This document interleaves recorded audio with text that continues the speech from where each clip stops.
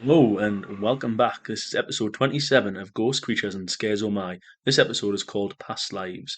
In this podcast, we take the entity featured in each episode of the popular show Supernatural and explore creepy real life stories, myths, and legends that surround the theme. So this week we're looking at episode 5 of season 2 of Supernatural called Simon Said. Sam and Dean meet Andy, a slacker who has psychic powers of persuasion which he uses to gain favors from people. However, when some of Andy's friends start dying, the brothers question whether Andy is using his powers to kill. After learning that Andy's family was visited by the demon 22 years ago, Sam wonders if Andy is part of the group of children the demon told him about, and if that means he himself will eventually turn evil. So this is the episode, isn't it, where this yellow-eyed demon had chosen certain children when they were babies to be part of this weird, is it like a cult? Not a cult, but I think it's like the horse, the devil. And Sam was one. I always Yeah. want to say Dean because of Gilmore Girls. Sam was one of these, and that's wasn't it where he was over the crib and then that the man walked in and that's how she got killed. Yeah, because she found him feeding Yeah. Sam the demon blood. Oh, I see. And then there's a girl, isn't there, who is a yellow-eyed child and she gets killed in this episode. No, I don't Is think that a so. different episode? No, she doesn't get killed. She goes missing. Oh, right, That's okay. another one who has like visions. Yes, so there's like a group of these kids. Well, the adults aren't there, but yeah, it's a good episode, and it's one of those episodes where it goes back to the original storyline, doesn't it? So because we've done demons, in this episode we're going to take a very, very, very tenuous dive into the supernatural concept of past lives. So whilst it might not necessarily link exactly to the idea of telekinesis or the powers that these people have been given because of the demon, it does involve the mind. So perhaps the soul itself, and it often presents itself in children. So I thought it kind of linked slightly. Yeah. So, I've got to kind of jump off a cliff a bit with some of them in a very tenuous link. And I was determined to shoehorn this concept in because I do think that past lives, it's really fascinating. It's up there with, for me, with time travel. 'Cause I'm a big one for time travel as well. So what do you know about past lives or reincarnation? Just that it's popular Indian religion Yeah. Hmm. for sort of reincarnation after death. But Also, obviously, like past lives would be like people having visions of a previous life. and did you know that it tends to be children because the theory is if this thing does exist, as you get older, you start to forget your past life. I didn't So know that. that's why it's usually young children will see it and then they'll just forget about it by the time they get to five or something. Yeah. A lot of you can get something called past life regression. Have you heard of that? No. It's like it's hypnosis essentially, but you get put under hypnosis and you get asked questions. So it's meant to tap into your inner state consciousness or subconsciousness, and it'll say things like, "Do you remember before you were born and what you were?" But a lot of people will be like, "Yes, I was Napoleon, or I was Marie Antoinette." It's never, Bob from down the street. yeah, it's never like I was like I don't know, a washing woman who died of syphilis. Imagine if somebody popped out and was just like, yeah, I'm like somebody who was really evil or something. Yeah. Who do you think you would be, or what would you have been if it's true? I've got no idea, to be fair. Something's coming to my head, but well, I'll tell you mine. Now that you asked, did you ask? I didn't. Go on, ask. I'm dying to But tell do you. tell. No, no. When I was really little, I used to always um, I used to write these poems, and they were quite deep, like about being a sailor. And I was really, really fascinated with. There's a place near us called Hartlepool, and it's got like a naval museum. And me and museums, I know, but and I used to write these poems about being a sailor on ships, and I was fascinated by Pirates of the Caribbean.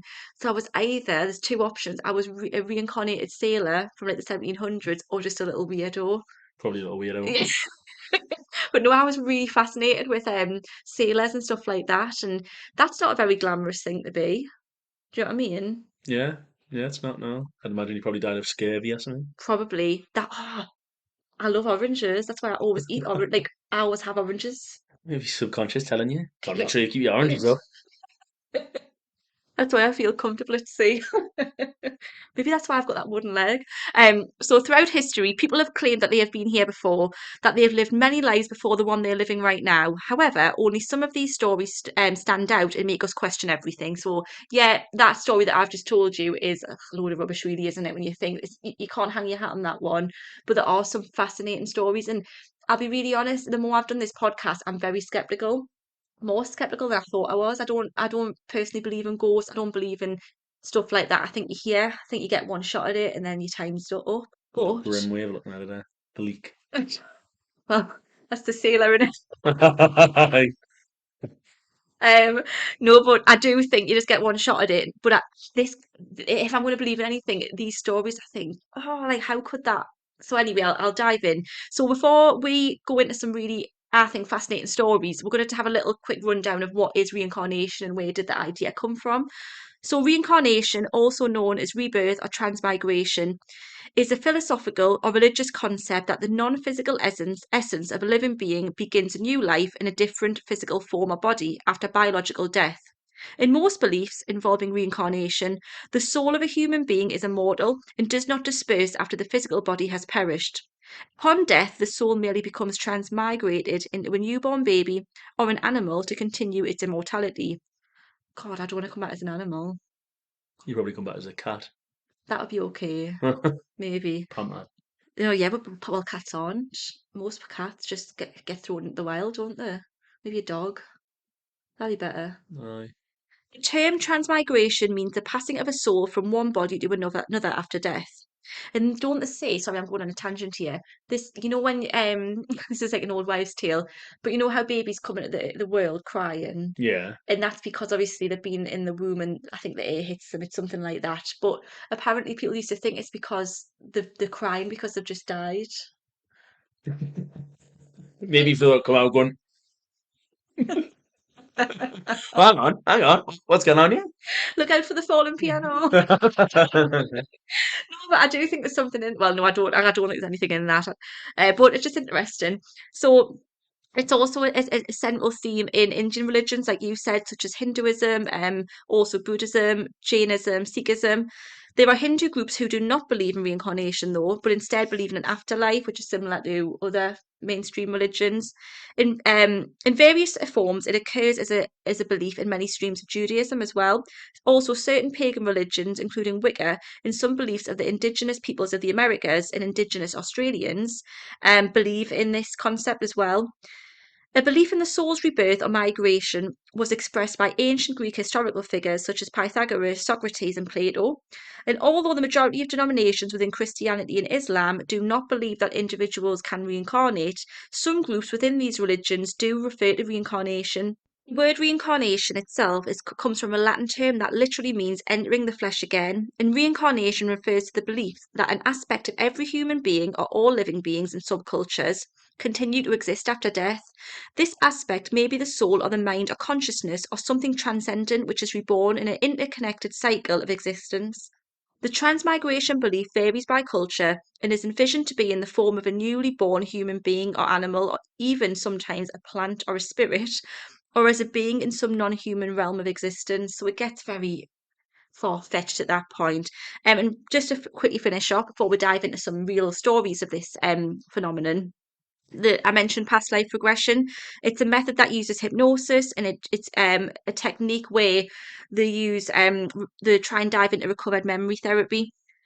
So, any thoughts on that? Does that make it more believable for you? The fact that it's presented in science in terms of hypnosis, but also in all these different religions. So it's a common thread. Science is hypnosis is science. Well, scientific studies that have used hypnosis. I mean, I'll still be skeptical. Like, we need some more proof. Right. I challenge you to find fault in these. I mean, the main fault you could say is all the kids are lying, but try and come up with an open Challenge mind. accepted. All the kids are lying. I'm going to read. I thought a good way to do it because I have got a really good story at the end, quite a longer one. It's of Shanti Devi. Have you heard of her? Don't think so. Her story, unless they're all lying, I believe it. and I've never said that on this podcast apart from Pam Reynolds, who had the near-death experience on the operating table. Yeah. These two stories I think are so fascinating, and I can't find fault unless, like I say, people are just lying. But you've got to have faith that they aren't. Um, so before we do that, I've got some snapshot stories of children across the world who think they've been people before in past lives, and I would like you to rate them on a scale of 1 to 5. So I suppose 0 being it can't exist, so 0 to 5, and 5 being yeah, that I can't pick fault with it. Okay. Right. So the first one is the boy who was a Hollywood agent. Right. In Starting 2000, off with a good one. I think they're good. In 2009, at the age of 4, Ryan Hammonds began waking up, clutching his chest and screaming about how his heart had exploded in Hollywood. His mother Cindy became intrigued when Ryan revealed more details from a former life. He insisted that he'd once lived in a house in Hollywood on a street with the name Rock in it, where he had 3 sons and a friend named Senator Fives. One day, Cindy was going through a book featuring photos from old Hollywood, and Ryan peeked over her shoulder. Excitedly, he identified one man as George and another as himself. Cindy soon contacted a psychiatrist from UVA Medical Center who conducts research on reincarnation. The psychiatrist verified the man in the photo was a film star named George Raft, and the other man, who Ryan, the little boy, said he thought he had been, was a man named Martin Martin, who died in 1964. Upon contacting Martin's daughter, she confirmed that yes, her father, Martin, was a Hollywood agent. He lived on North Roxbury Drive, to the Rock. He said he had a street with a rock in it. He had 3 sons, and he'd once met with New York Senator Irving Ives. So, he said his friend was Senator Fives. Aye. Irving Ives. After meeting with Martin's daughter, Ryan soon lost interest in his Hollywood memories. He was actually quite standoffish at the meeting and told his mother afterwards his daughter's energy had changed, which is a weird thing for a kid to say. What was the psychiatrist's explanation? Apparently, upon seeing people from their past have moved on, reincarnated children gain the closure that they need and they forget their former existences. Um, well, I mean, like, if, I mean, obviously, if he's not lying, then yes, I believe it. But a lot of it could very well have just been the man making it up with Mm. them. I mean, he looks over the shoulder and said, "That's me," and then he could have seen a picture of the name of the guy. He Yeah. could very well have been shown the picture beforehand, and then Mm. she's come up with the story. Then he's went in and he's been like, "Oh yeah, like that's the picture." But I suppose 4-year-old, I don't know. Yeah, Yeah, and it's there's a bit of quite a a strange few one, isn't it? Roxbury and Mine, Martin, Martin. Imagine if your like surname was Martin and your parents called your first name Martin. and you sorted on that. Like, come on now. That's Shocking. lazy, That's isn't got to be it? child abuse, that, isn't it? That's So you lazy. change them one letter. Yeah. Martin with an I and Martin with a Y. So good they named him 12. Yeah, I. He was a Hollywood agent though, so Uh, hey, it's Martin here. uh, You can imagine him being like that. it's just messing with people, isn't it? Just like, oh, sorry, you spelled my name wrong. It's not. One of them's got a Y in it. But the first one, the second one. We can't talk on that front because we've got awkwardly spelled names. Oh yeah, I. But We start, having yeah. one, two exact same names except for that one letter. I didn't hear a number there. 0 to 5. Uh, 3, because none Okay. of this was happened outside of the man. What do you mean? Like like the man was there. Like when he said there that the mom had just said like when he had said to the mom, "Oh, my daughter's changed" or whatever. It was only the mom that said that. He didn't do that in front of the other person. Did he not? Oh yeah, he told his mother afterwards. Yeah. Yeah, and I don't think So a if that child had would a say yeah, that. so if the child had said that during it, it'd be a lot Yeah. more believable. It sounds like the mom's encouraged this. She took the kid along, and the kid's been like, "What is going on here?" And Aye. afterwards, she thought, "I'm gonna have to make an ex." Like Yeah, make it sound a bit okay. better. You taught us down. I'm spat of being cynical. Hmm. Okay, so a Was that boy. the one that you probably believe like? No, Oh, a boy who remembers dying in a fire. oh, At first, Erica Ruhlman laughed off her 5-year-old son Luke's odd tendency to call toys and objects Pam. She was also unconcerned by his comments about having once been a girl. He would often say he had black hair when he was a girl, or that he wore the same earrings as his mom when he was a girl. Out of curiosity, Erica eventually asked Luke who Pam was.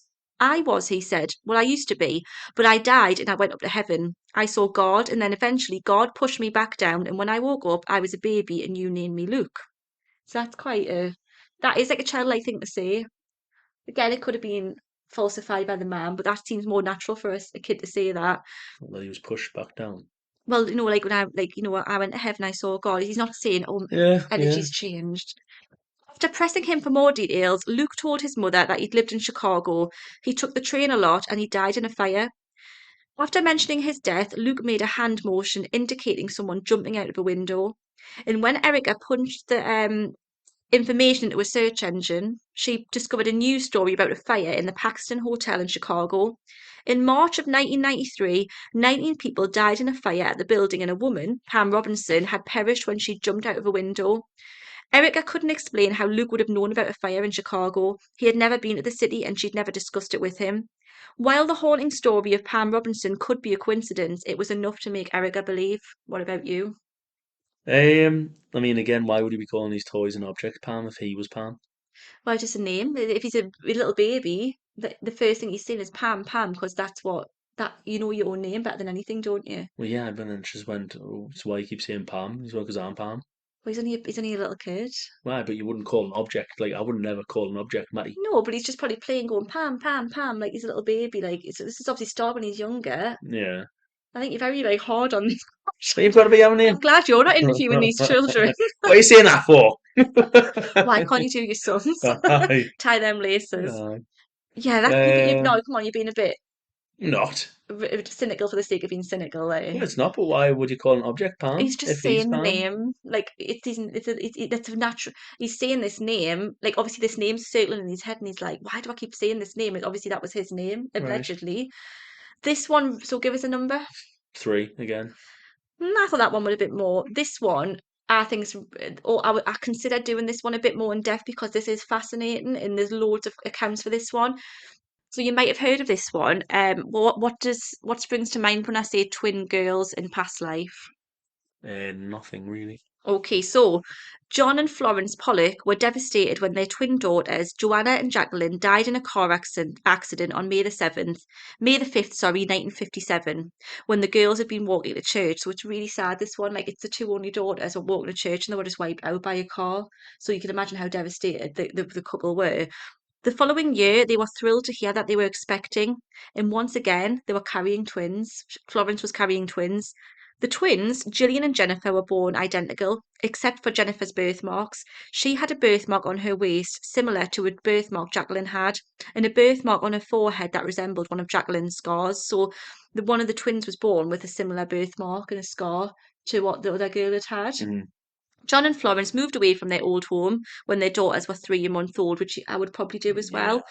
John and Florence told Gillian and Jennifer very little about their late sisters. I think there was a lot of devastation, trauma, and sadness, and they didn't really talk about it too much. Do you know what I mean? Yeah, which I can understand as well to an extent. But very strangely, it soon became apparent as the girls got older that they actually shared Joanna and Jacqueline's memories. So the new sounds awful saying that. The second twins were Gillian and Jennifer, and the twins who'd passed away were Joanna and Jacqueline.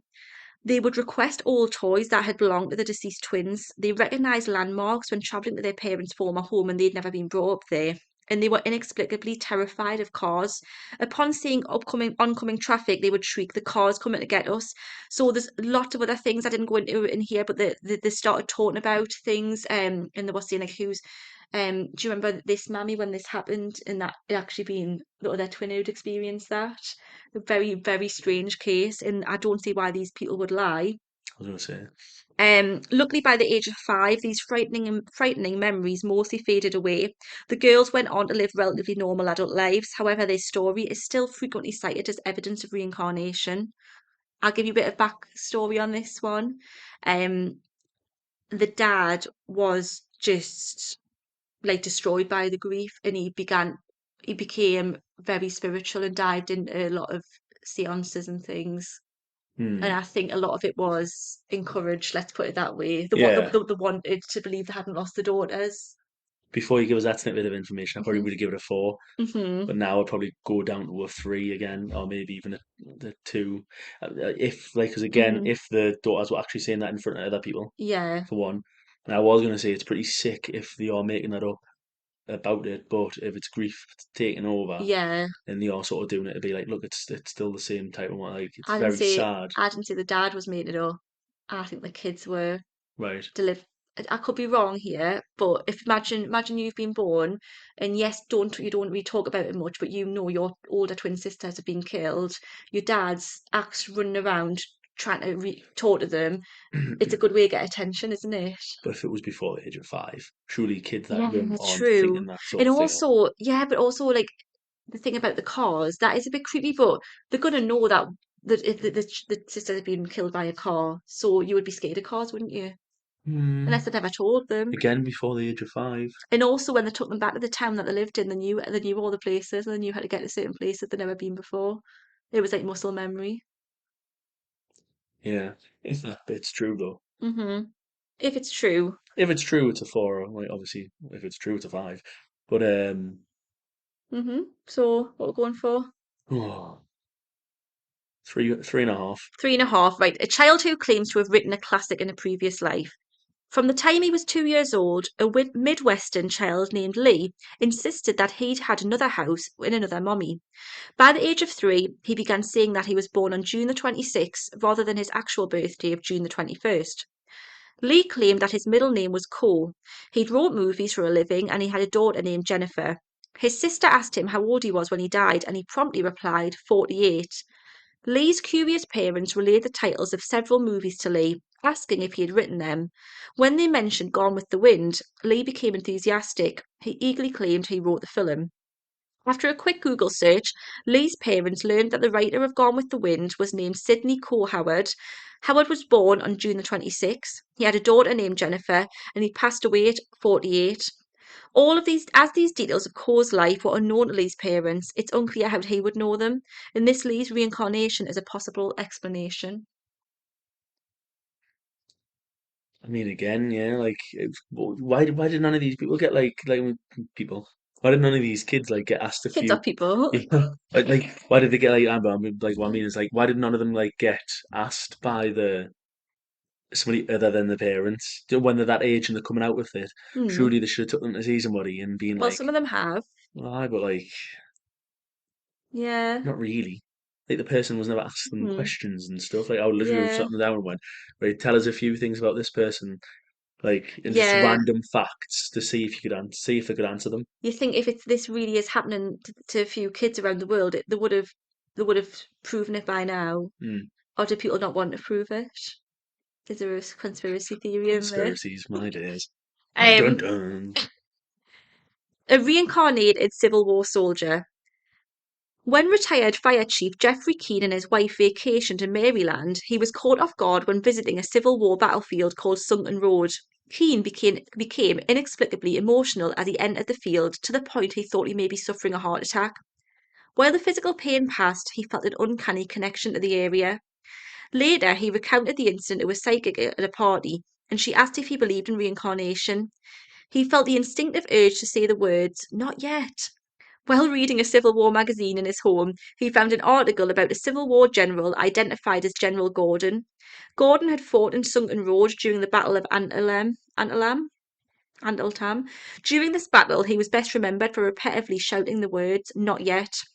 Upon researching Gordon's life, Keane found more connections between himself and Gordon. Keane had marks on his body similar to the wounds that Gordon had suffered in the war.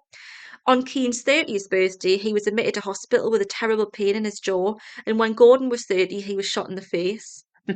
So, is that just someone with a this is an adult, so it's a bit different. Uh, So it's quite rare for an adult to remember this kind of stuff. Again, I find it hard to believe these sort of ones though, because Yeah, he's obviously obsessed with the Civil War. and you very easily find someone to sort of like have a close like marks with you and stuff. Yeah, Like uh-huh. somebody somewhere along the line is going to have close marks. And the whole not yet thing, like, He's right. He's got this magazine in his house.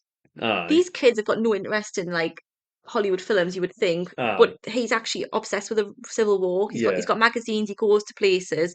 How would he be reincarnated as a Civil War? And but then you could say he's obsessed with the Civil War because he was in the Civil War. I don't know. This one's low down for me. yeah. Number I had 2. Right, I've got two more. Then I'm going to dive into the Devi story, which I think I challenge you to give it a less than a five. So this one is an Easy. elderly man who recalls an ancient city. For his entire life, Arthur Flowerdew was haunted with inexplicable and vivid memories of a city surrounded by a desert and a temple carved into a cliff.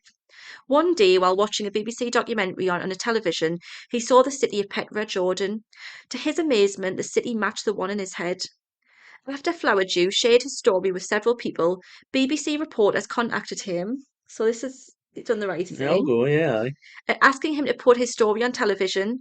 Several archaeologists flew to Petra with him. He recognised landmarks with ease, including sites that had not yet been excavated. When presented with an ancient device, the purpose of which had baffled scholars for years, he offered a plausible explanation regarding its use, which annoys me because it hasn't told me what its use is. After seeing a guard station, Flowerdew recalled that he died there when he was stabbed with a spear, and the experts who accompanied him believed his claims of reincarnation, doubting someone would be able to fake or fabricate the breadth of knowledge he displayed. Flowerdew maintained he had never studied the city previously and he'd only heard of it upon seeing it on television. While Flowerdew could possibly have withheld information regarding his education, many believe that this is a true reincarnation story. That's fair enough. He went to the BBC with it and Hmm. stuff and actually got asked questions. I mean, if it's literally a Or case did he just where want to be on telly? but if actually went, like, if that bit's true, where he went with some Archaeologists, archaeologists, got flown around and was able to answer questions about stuff that's not being published anywhere because they're still under um, sort of being excavation. excavation and that, yeah, that was a little bit believable. So Four. number. Ooh, Not 100%, still not 100% on it, because he could yeah. very well have been very well Hmm. educated and just managed to guess Hmm. quite a bit from it. But yeah, Right, last mini one. Then we're going to dive into the second part, and then that is it. So let's go for it. Last little mini story. Anne Frank or a fake. Barbara Carlin was born in Sweden in 1954, and from the time she could talk, Carlin began telling her parents strange stories about someone named Anne Frank. Carlin claimed that she was Anne Frank and that she had nightmares of men kicking in the door of her home and taking her away. Her parents were perplexed, not least because they had no idea Anne Frank was a real person. So remember, this is 1954. hmm So I don't think her diaries come out until later, did they? I'm not sure. Can you be Googling that when I read this, please? When did Anne Frank's diaries get released? Her parents were perplexed, so they had no idea that Anne Frank was a real person. Frank died in 1945 in the Bergen-Belsen concentration camp after the Nazis discovered her and her family hiding in an attic in Amsterdam. They were trying to avoid persecution for being Jewish. Colin's parents took her to Amsterdam when she was 10 years old. She quickly led them to Frank's house with no directions. She correctly identified a spot on the wall where Frank had hung photos of movie stars and noted that the steps were different than she remembered them. All of this was enough to finally make her parents believe that she really was the reincarnation of Anne Frank, and she's been writing books about her experience ever since. 1947. Oh, they came out in 1947. Apparently, Oh, right, okay, that never on mind. the 25th of June 1947, the Anne Frank's Het Octa House, Octa Pardon? House, Mm-hmm. basically the secret annex, was Yeah. published in Dutch in a small edition of 3,036 copies. Did Mm. not say she was actually Swedish. 1954. Yeah, but I think by that time the word should have been common knowledge. I Yeah, don't understand how the parents didn't understand that. I yeah, bet you she's learned. I bet she's learned about Anne Frank in school. The parents, for some reason, haven't heard of her because the parents wouldn't have been taught that in school. yeah. But you know how everyone gets taught about Anne Frank in school, and she's got obsessed with her. Oh, it did say from the time she could talk. Again, how much of that's the truth? Yeah, I know. I don't know. But this was when she was 10 year old. She led them to Frank's house. She had no directions. She wouldn't been to Google it before, obviously. She knew there's the spot on the wall where she hung pictures, but had she read about that? Yeah, did you learn about it Yeah. in school? Had she just followed people who there was probably signs go to Anne Frank's house if they're in the middle of Amsterdam, I would imagine. So what thoughts on that one? Yeah, again, I mean, depends on how common knowledge it was, really, doesn't it? Number In order two, three, two. two, yeah, 2.5, 2.5, Okay, I'm going to go in for with the story of Shanti Devi, and this is taken from Mark Hartzman. I challenge you to find fault in this one. right? When she was just 4 years old, Shanti Devi began telling her parents eerily specific details about her old life in a town 75 miles from where she was born, in a place that she'd never been before. So she's just 4. She tells her parents about a town that's 75 miles away, and bear in mind she's never been there. Okay, are you Hmm. ready? Yeah.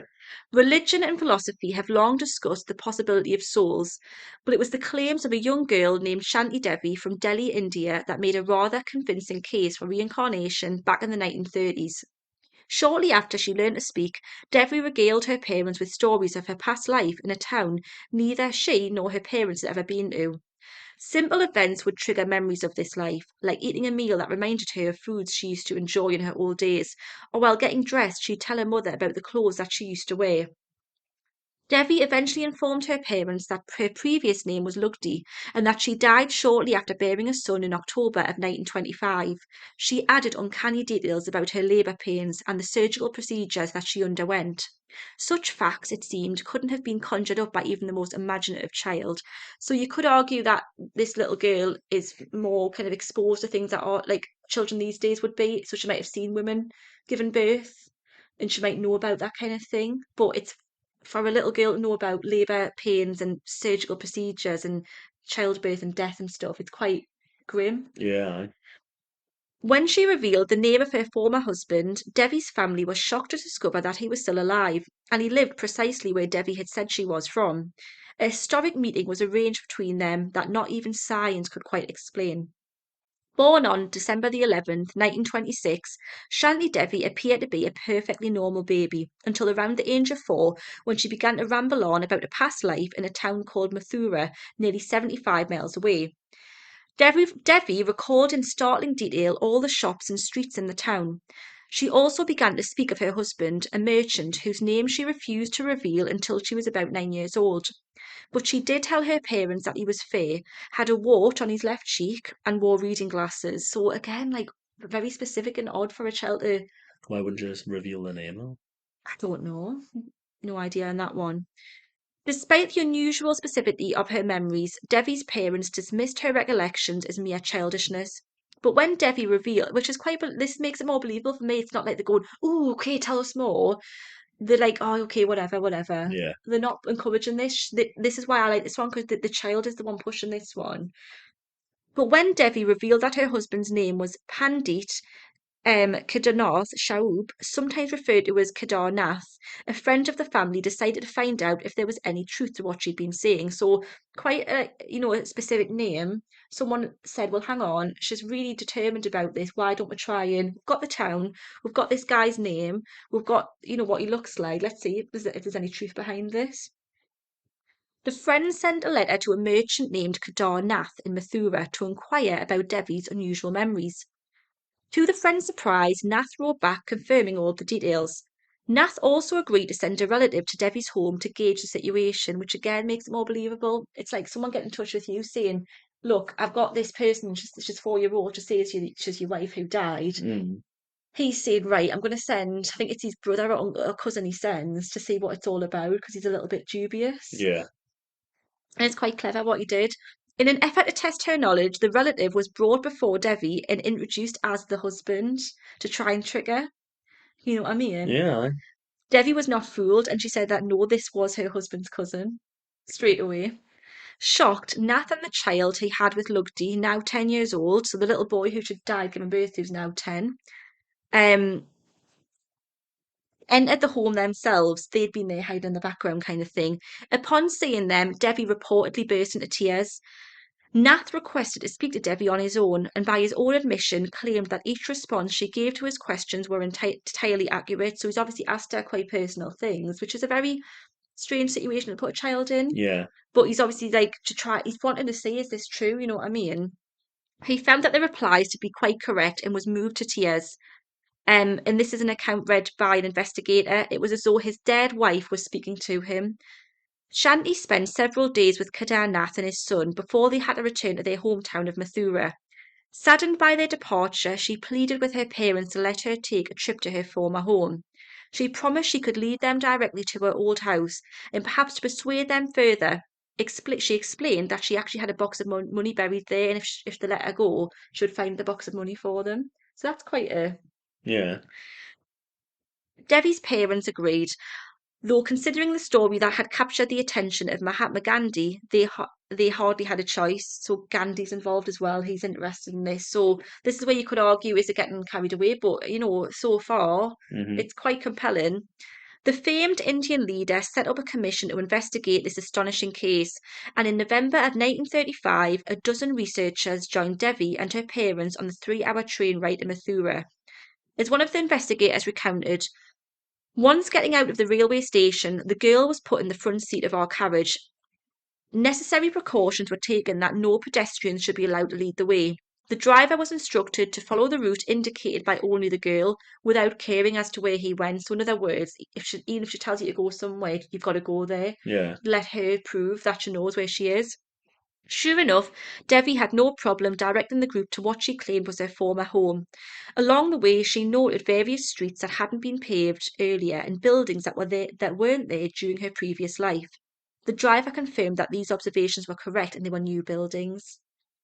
While exploring the house with Kedarnath, a member of the commission asked her about the buried treasure that she'd mentioned. Shanti Devi promptly ran upstairs and headed straight to a corner of her room, declaring that the box was hidden beneath the floorboard. Kedarnath opened up the flooring and indeed found a small coffer, but it was empty. Shocked, Shanti Devi began looking inside the hole, certain that the money had been there. That's when Kedarnath admitted that he'd taken the cash after his wife's death. Oh, oh, imagine you took it, thinking to yourself, I'm going to get away with this, nice and easy. Then she comes back. You go, what I love the? that. That Yeah, is good, isn't it? yeah. Devi's reunion tour of Mathura continued to her former parents' house. She not only recognised it, but she was also able to identify her old father and old mother in a crowd of more than 50 people. One of the investigators wrote, the girl embraced her parents, who wept bitterly at her sight. Though she wished to stay in Mathura longer, Devi's current parents and the investigators were soon headed back to Delhi. In their report, the Commission found that no rational explanation for what they had witnessed existed. Not only was Devi able to recall her life before, but it seemed that she also had an explanation for the afterlife. In 1936 and 1939, she relayed her experience in death to skeptics and hypnotists alike. She claimed that at the time of her death, she felt dizzy and enveloped in a profound darkness before a flash of light revealed this. This is where it loses me a bit. Hmm. Before a flash of light revealed 4 men in yellow underwear before her. All of the 4 men seemed to be in their teens, and their appearances and dress were very bright. They put me in a cup and carried me. Devi said she saw the Hindu god Krishna showing each person a record of their good and bad activities on earth and telling them what would happen to them next. Then, Devi said she was taken to a golden staircase from which she could see a river as clean and pure as milk. She said she saw souls there and they appeared like flames and lamps. Years later, a 1958 newspaper interview followed up with her. At the time, Shanti Devi was 32 years old and had never married. She was living a quiet, spiritual life in Delhi. She also said that she'd planned to form an organisation devoted to the idea of living our lives according to the dictates of the inner voice. Shanti Devi passed away in 1987 at the age of 61. However, her story lives on, courtesy of a book written by Swedish author Sture Lonenstrad in 1994, which was translated to English in 1998. Thoughts? Well, yeah, I mean, unless every single person was involved in it and telling her what to memorize and stuff like that, then yeah, you can't really knock that, like. And I can think it's pretty believable. Isn't it? Yeah. It gets me that one. She loses me a bit. I would argue that there's something in it, but then I think she goes on a bit of a tangent with all of the men in yellow underwear and stuff. Yeah, Unless but that is real, I don't know. maybe though, you see what you believe. So maybe Mm. the religion you believe in, you see something involved in that. So that So was like a yeah, so hallucination. maybe because her religion would have involved Krishna, Hmm. that's who she's seen. Right. Whereas for us, we might hear God, or Hmm. like, I don't know, like people might just see the gods that they believe in. So you basically like it's that could have been her. If she's, it sounds awful. It's actually quite close to home, this one, so I'm not going to go into it too much. But if she's in having a difficult childbirth and she's at the point where she's um she's passed away from that, that could be the last flickers of consciousness has just seen something like that, hallucinated. So it's not really happening. It's just it's just our brain And firing. not necessarily. I mean, it could be that that's just Mm, hallucinating, and then it was a case that you go to the next life or whatever. But maybe it is a thing that, let's just say, all of the gods that people in religions have some truth in them and are mm. real. Maybe you see the one that you believe in. Oh, I don't believe that. I see what I thought you meant. Like you see what you believe because it's just an hallucination. Yeah, maybe, but maybe Yeah. is it the other way? Maybe they're all real and you see what Hmm. you believe. Yeah, and You that go to yeah. your religion that you pledged your life towards. That's very spiritual of you. So I would Well, if you just believe see. in one religion, So you if I should probably don't, believe in multiple if I'm not ones. sure if I believe in anything, would I just see darkness? Maybe. Nothing left for you. Right, come on then, give us a 1, 0 to 5. That's gonna have to be a five, isn't it? Woo! Told you. I told you it Yeah. was a good one. Yeah, like I say, unless literally every single person is Unless involved in they it, got carried including away with Gandhi, it, then yeah. yeah, I can't see how it's not real. But do you believe it? Even though it's a 5, I think there's such a cynical part of me that's like, oh, I really, really want to believe it, but I just don't know if I do. Yeah, probably some inner something that would, unless you were there watching it Yes, happen, you knew nobody had involvement in yeah, it. I think that's it, And isn't it's it? pretty much impossible to 100% believe it, Yeah. but it's pretty up there. So would you believe our child if she started saying this kind of thing? Well, yeah, because like Yeah, because it's I wouldn't have a clue where it come from if not. yeah, that's it. Unless you started talking about being like Spider-Man in the past life, then I would blame that on you. Yeah. So thank you so much for listening to this episode of Ghost Creatures and Scares on My. I hope you enjoyed it. If you'd like to stay updated on the episode releases, please do give us a follow on Instagram. I'm going to quickly plug the YouTube as well because the YouTube, we're on the YouTube. Ghost Creatures and Scares on My. Please give us a listen, and it's great if you want to recommend us to family or friends who can't afford or they don't have access to the paid platforms. It's free to listen to. So, but yeah, give us a follow. So next time we're taking a break from the ghosts and focusing on the scares with stories of historical serial killers. See you soon.